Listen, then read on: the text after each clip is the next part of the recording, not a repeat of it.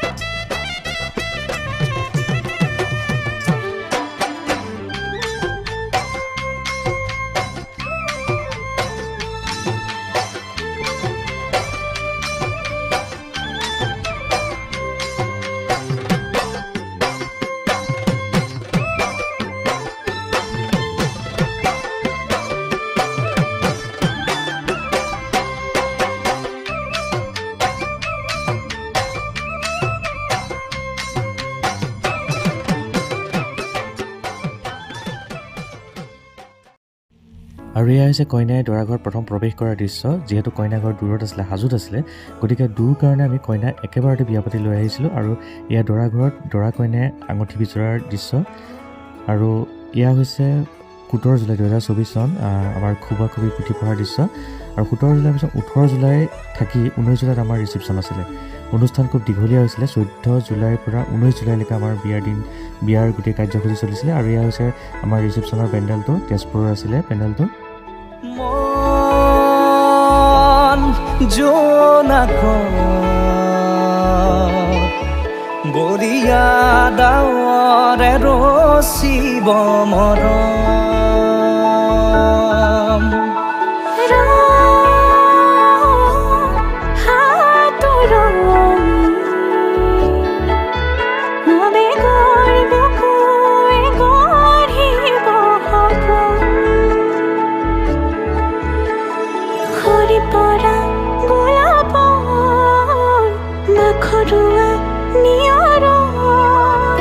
আধৰুৱা প্ৰেমৰ যেন কাহিনী আমাৰ তুমি অহা বাটে সপোন সৰে অচিন সুৰে নিচুকাই তুমি উবি জ্বলা হেঁপাহবোৰো তোমাৰ নামত মিলি যায়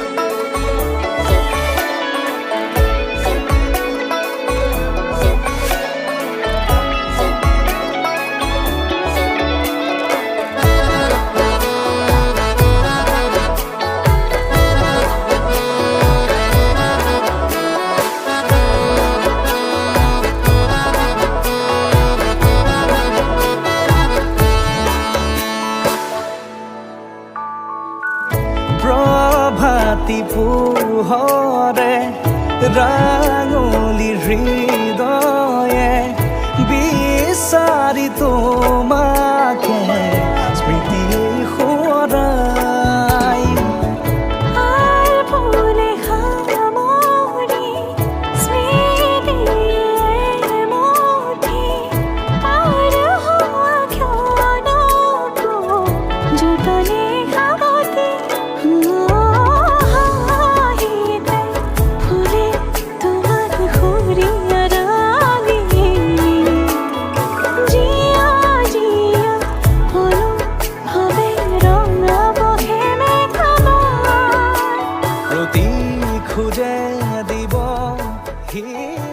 মানুহৰ জীৱনত বিবাহ আহে আৰু ঠিক তেনেদৰে মোৰ জীৱনতো বিবাহ আহিছিল।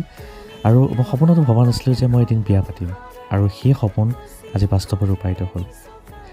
এই ফটোখিনি মোৰ জীৱনত মৃত্যু পৰ্যন্ত এটা ভাল স্মৃতি হিচাপে ৰৈ যাব। গতিকে ফটোখিনি মই ভিডিঅ' আকাৰে আপলোড কৰি আপোনালোকৰ লগতো শ্বেয়াৰ কৰিলোঁ। আৰু আপোনালোকৰ পৰা মই এটাই আশা কৰিম যে আশীৰ্বাদ কৰিব যাতে মোৰ সংসাৰখন সুকলমে চলাই নিব পাৰোঁ, নিজেও সুখত থাকিব পাৰোঁ, আনকো যাতে সুখত ৰাখিব পাৰোঁ। ধন্যবাদ।